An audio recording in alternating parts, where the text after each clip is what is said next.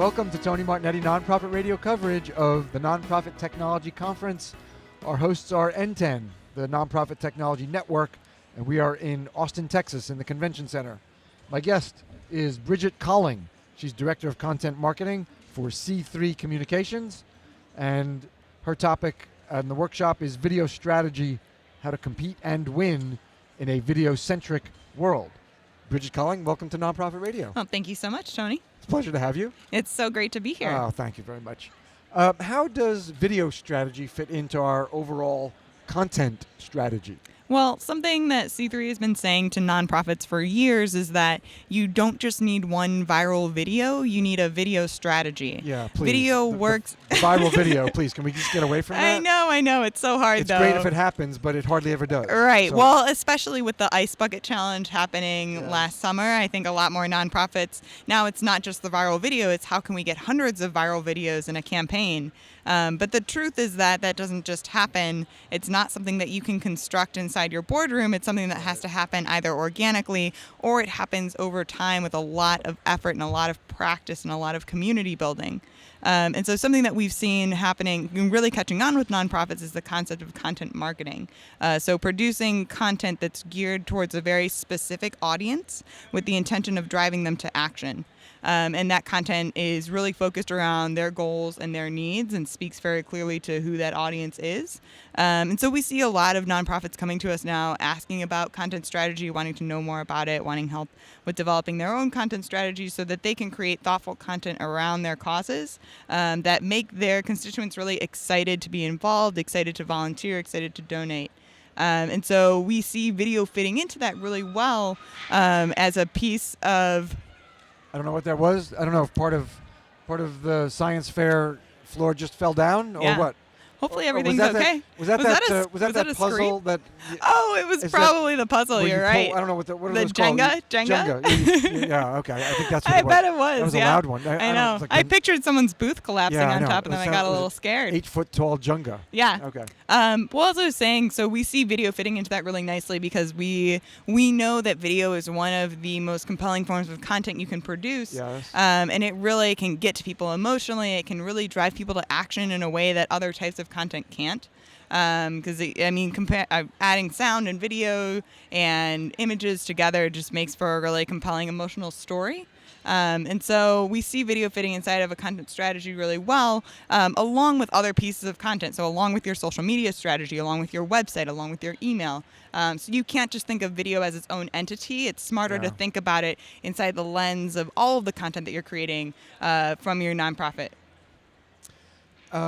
Should every piece of video in our strategy have a call to action, even if it's something small like share, or should there always be a call to action? I think you can't go wrong with having a call to action. I don't know. I wouldn't say that every piece of video absolutely has to have a call to action, but I do think that more nonprofits tend to shy away from putting a call to action at the end because they don't want to be too demanding. Whereas what we've seen in the nonprofits that we've worked with and the audiences that we've worked with is that people expect there to be a call to action. People want to take a meaningful action if they care about your cause. And so even if it is, like you were saying, something simple like sharing or telling your friend about this or visiting this website, people tend to like somewhere to go after they see a piece of content that they find really engaging. So I wouldn't say that you have to, but I would say that if you want to, you shouldn't shy away from it. Okay, I'm gonna presume, and tell me if I'm wrong, that the place to start with our video strategy, fitting into our overall content strategy, is our goals for video. Oh yes, Good place. Am I on? Okay. Yeah, right. you're so. Maybe you talked to Michael about this Michael before. last year, and this comes up a lot. Yes, absolutely. Why the hell are we doing this? Why the hell are we talking about our goals? No, why are we doing video? Oh, why are we doing video? Why is it part of our overall strategy? Right. Yeah. Well, I think the question isn't why are we doing video? The question is, what do we want our nonprofit to be achieving? What do we want? What kind of impact do we want to make on our cause? All right. And then once we figure out what that goal is, then we can figure out how video is an effective part of that. And I think that's true for all types of content. I came to C3 relatively recently from a social media marketing agency, and something that I heard from a lot of my social media clients was, oh, we want a Facebook page so that we can get in front of young people, or we want a Twitter account so that we can, reach more people who are techies. And that's great, but if that doesn't fit with your business goals or with your nonprofit's goals, then what's the point? And so I think starting with what your objectives are as a cause, what your objectives are as an organization is a very important place to always be able to refer back to, because otherwise things can get way out of scope. You can be reaching for things that don't really matter. Michael talks about an organization, not that C3 worked with, but that Michael and C3's co-founder Danny are friends with, who made a really successful video, got millions of hits online, didn't do a thing for their cause. Yeah. Nobody visited the website. Nobody donated. Nobody volunteered. So you can have a viral video that actually makes no impact. And C3 is definitely in the business of creating videos that actually create impact, even if they don't go viral. And the Michael we're talking about is Michael Hoffman, who was a guest of on Nonprofit Radio at NTC last year, and is the CEO. Is that right? CEO yes, CEO and co-founder of C3. Yep. Okay. Let's spend some time talking about getting your videos found. Yes. The best video is not worth anything if no one watches it. Absolutely. What do we need to be thinking about? So something that we're seeing a lot more of lately is video that's actually directly uploaded to Facebook, and I think we're going to see a lot more video that's directly uploaded to Twitter as well. YouTube is still a very important platform, and we recommend that all the nonprofits that we work with upload their videos to YouTube and optimize them for YouTube. So YouTube is actually the second largest search engine after Google. Okay, it is number 2. Yep. Okay. Yep. Well, last time I checked my stats, I believe that's still true. Right. So YouTube is the second largest search engine. So if you optimize your video on YouTube, if you upload all of the subtitles for your video, if you add really good tags to your video that will help people when they're searching for it on YouTube, you are much more likely to have it be found either in a Google search or a YouTube search. And if you can take the time to upload a Spanish transcript as well, we're seeing a lot more Spanish searching happening both on YouTube and on Google in general. So uploading a transcript in Spanish and English. Yes. Where do you put the transcripts? There is a space when you go to the Creator Studio in YouTube to upload your transcript, so you can do it there.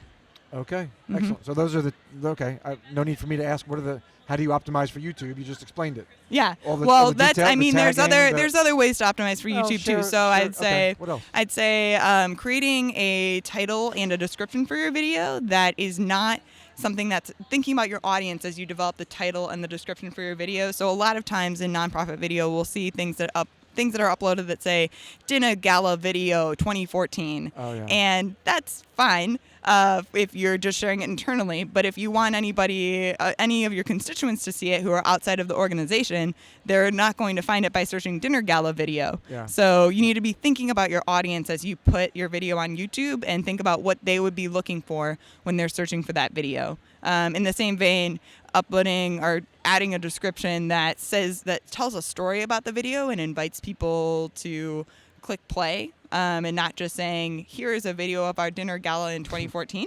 Is a really smart strategy to get many more people clicking play and actually watching the video. All right. Any other tips, strategies for getting our video found? Yeah, well, I started talking about YouTube and Facebook at the beginning there. So this is a more recent trend that we're seeing. And I actually think nonprofits were a bit ahead of this curve with the Ice Bucket Challenge last fall, because so many people were uploading video to support a cause, which was ALS, directly to Facebook. And we saw that people were able to do that because we have these supercomputers in our pockets now and high production video teams that are located on our phones. And so it's amazing that people can take such high quality video and share it so easily. And with the introduction of Facebook autoplay video, I don't know if your Facebook newsfeed looks anything like mine, but mine's covered in autoplay video. They're constantly. How do I stop these damn things? I think I figured it out. No, isn't there? No, that's the strategy. But there is a setting for not having autoplay, isn't there? Can you turn that off? There may be. I think I've heard about that. I don't know specifically though. Okay. Yeah. But I think over time, though, Facebook's goal is to have more autoplay videos showing up in your newsfeed. If you don't have it set on autoplay, then at least more videos showing up in your newsfeed, because both Facebook and Twitter are positioning themselves as hosting platforms for video, not just spaces for YouTube videos to be shared. So we see that all of the social networks are looking at the value of video and finding ways to position themselves as a sharing mechanism between the people who are creating the video and their constituents who they want to share them with. So we're actually seeing some creators who are leaving places like Vine or YouTube and moving to Facebook as their platform where they're sharing their videos directly. What else does this mean? What are the other implications of Twitter becoming, for instance, Twitter becoming a site where direct content, video is directly uploaded. Yeah, well, I think the social networks want to own your content. So the way that YouTube has some ownership over all the videos that are uploaded on YouTube, I think Twitter and Facebook want a cut of that as well. And they want to have really direct access to that content because they know how powerful video is and they know how effective it is at moving people to action. Okay.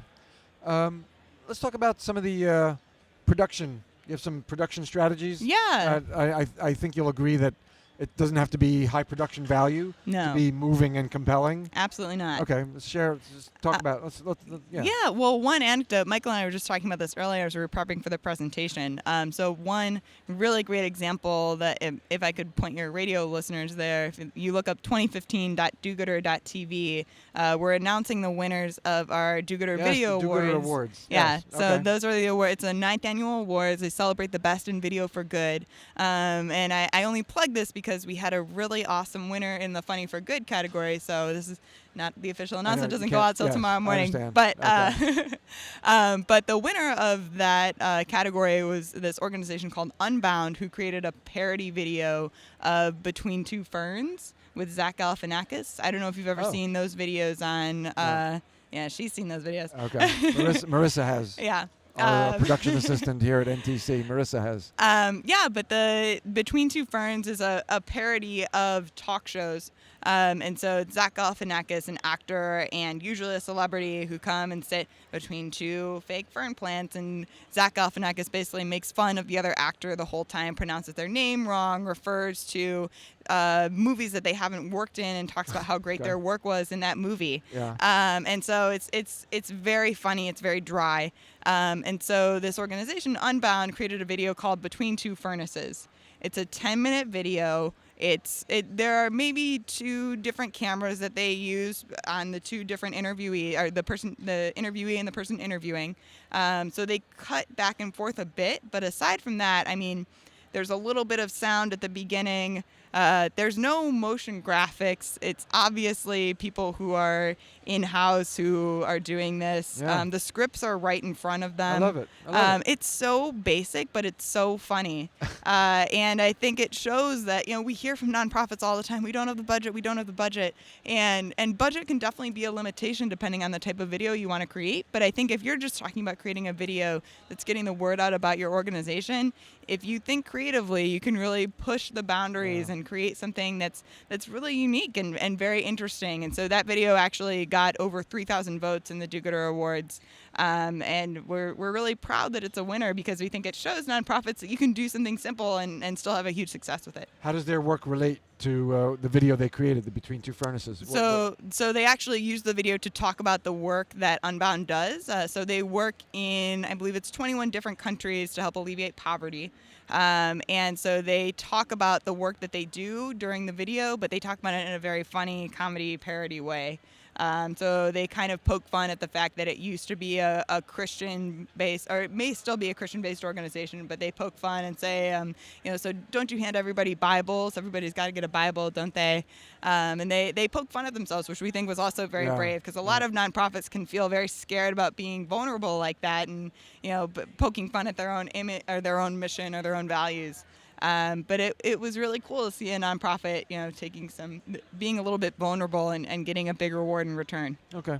And I guess generally the Do-Gooder videos are good examples of video well done. Yes, high absolutely. or low production value. Absolutely, yeah. Okay. So we definitely have a lot of other videos in that contest that are very high production. I'd say our best nonprofit video winner, which was Cystic Fibrosis Trust, they have a very high production video.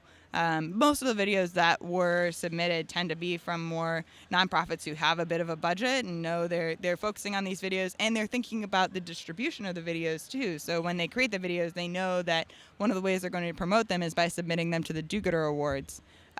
So it tends to be organizations that have a more thought out video strategy.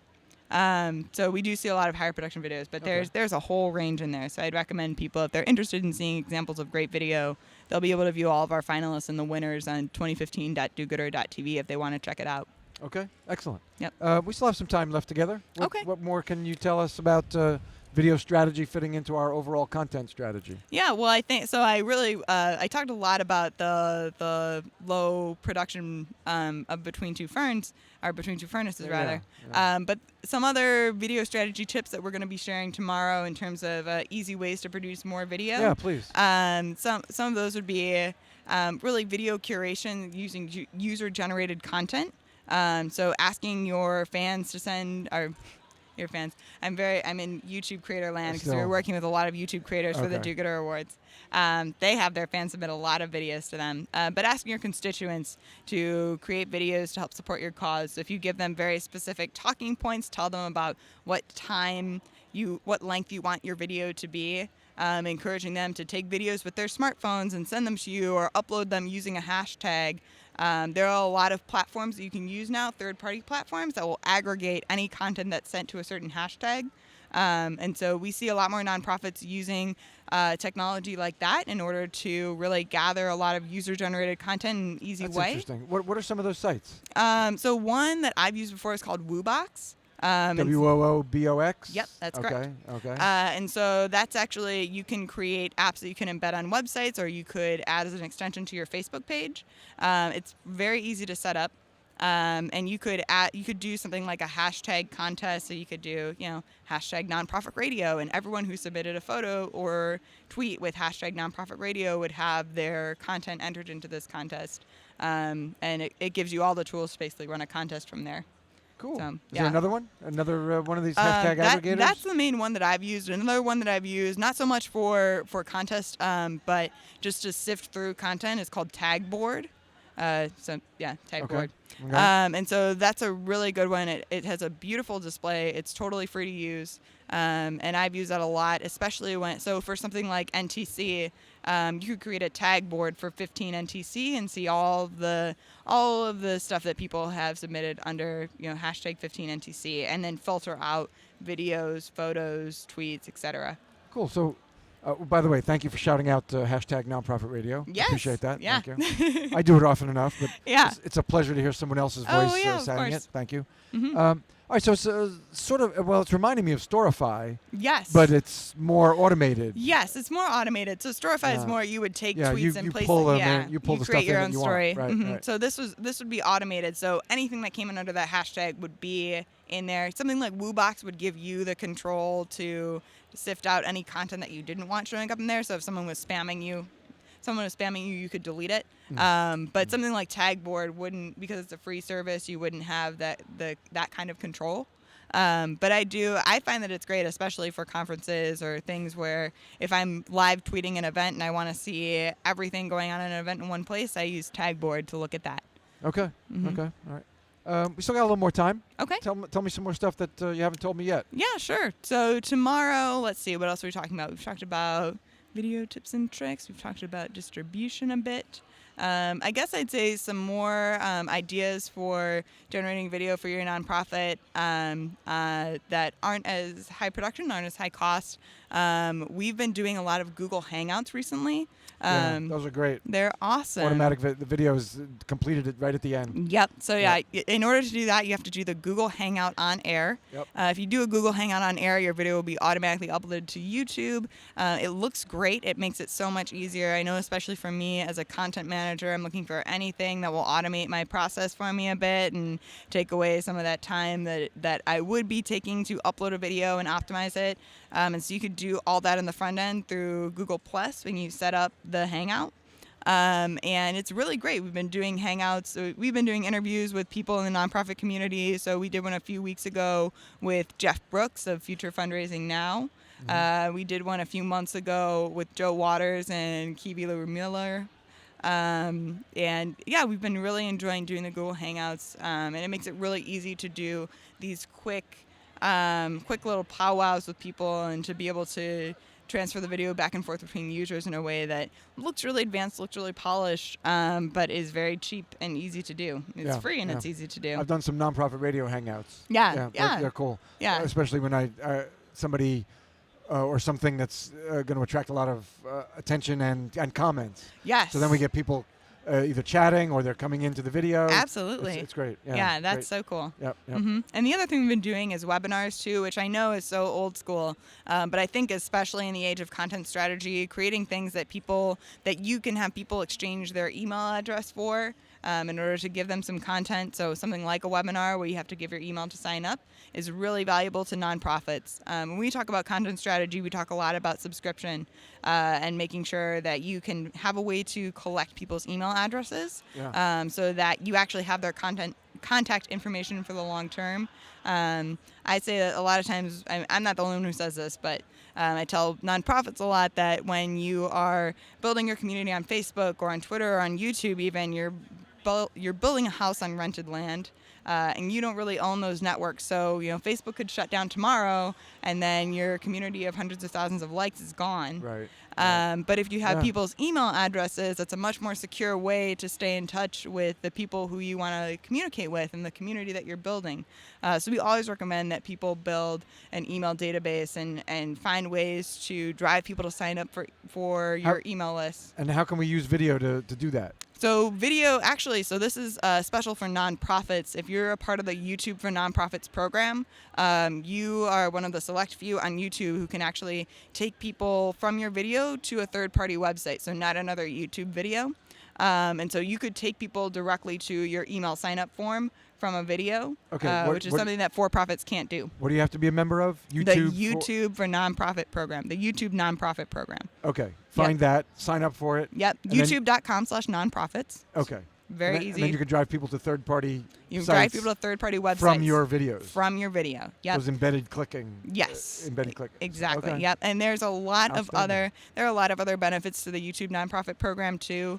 They provide training and resources, especially for nonprofits. You get access to these things called YouTube Spaces, which they started creating for their YouTube creators. So they're basically production studios that are created especially for nonprofits and their special YouTube creators who want to be creating high-quality video but don't have the studios to do it themselves. And so I would say look into the YouTube nonprofit program. There are other benefits too to signing up, and it's free for nonprofits to join. Okay. We have another minute or two. Okay. You're loaded with information. I'm not going to let you. I'm not going to let you hold back. Yeah, I know. I'm trying to remember everything from our presentation tomorrow. I'm trying to think of anything in the topics that we haven't covered already. Actually, the thing that we're opening with that I'm very excited about is that BuzzFeed Obama video. Did you see that when it was making the rounds on Facebook? So Obama did a video with BuzzFeed a few weeks ago that was used to encourage people to sign up for Obamacare by the February 15th deadline. Mm-hmm. And I thought that when I saw the video, I was like, gosh, this is so smart, and this is going to be in my webinars and presentations for the next 6 months, because it really showed that the White House understood who their audience was for that specific campaign. So they needed young people to sign up for Obamacare in order to offset a lot of people who were, beyond their 20s and 30s that had already signed up for Obamacare, which was great. But they needed more young people to sign up to offset the medical costs of the older people who had already signed up. We need healthy young people to offset the older. But of course, the healthy young people think nothing bad is ever going to happen to them. Right. They're never going to die. So none of them were signing up. So as a last-ditch effort, the White House used BuzzFeed to reach that audience. And they created a video. I think it had, within the first day, it had over 100,000 shares. It had millions of hits on BuzzFeed, millions of hits on the Affordable Care Act website. And so it was really the healthcare.gov website, I should say. And so it was successful for the Obama campaign. I looked up the stats, and although I obviously on my end, I couldn't see specifically what factors led to this increase, but they had 8 million people sign up for on healthcare.gov in the last 6 months. Well, what do you think contributed to this? Well, they had, so I was going to say they had 8 million people sign up in the last 6 months, and they had 1 million people sign up in the last week after the video was released. Okay. So that it was 1/8 of the total signups, which Yeah. seems pretty significant. So why was it an outstanding video? So it was an outstanding video because they placed it on a network that was really it was really targeted towards the young people who they meant to be reaching. Oh, the lights just went out in the science fair, but nonprofit radio perseveres. We have our own lights. We have our own electricity. Unless they shut the electricity off, we're fine. Yeah, we're fine great. here. Are we still? Can you still see us in cam? Okay, still got video. All right, we persevere here. We shut it down around us. It Yeah, means nothing. we'll keep going. All right, so they all chose in the name of radio. They chose the right channel. They so chose the right channel. So they knew who their audience was. Yep. First of all, they weren't trying to reach all people. A lot of things we hear from nonprofits is that we're a cause for the general public, and Targeted no, you audience. got to know your audience. So they Yep. had a targeted audience. They reached them on the right channel, and they used the right kind of messaging too. They only linked to the website once in the actual description of the videos at the very top. And then in the whole video itself, Obama only said, you have to sign up by February 15th one time. And it was done as a joke. So, and the whole rest of the video was just funny, interesting, shareable content. All right. So it was really great. It was very humorous. It was a successful video. We're going to leave it there. Great. All right. Bridgett Colling. She's Director of Content Marketing for C3 Communications. Bridgett, thank you very much. Thank you, Tony. This is Tony Martignetti, nonprofit radio coverage of NTC, the Nonprofit Technology Conference. The lights came back on. We don't care. You turn them off, turn them on. We are here at NTC for the duration. NTC ends when we end and not before. Absolutely. Thanks very much for being with us. Thanks, Bridgett.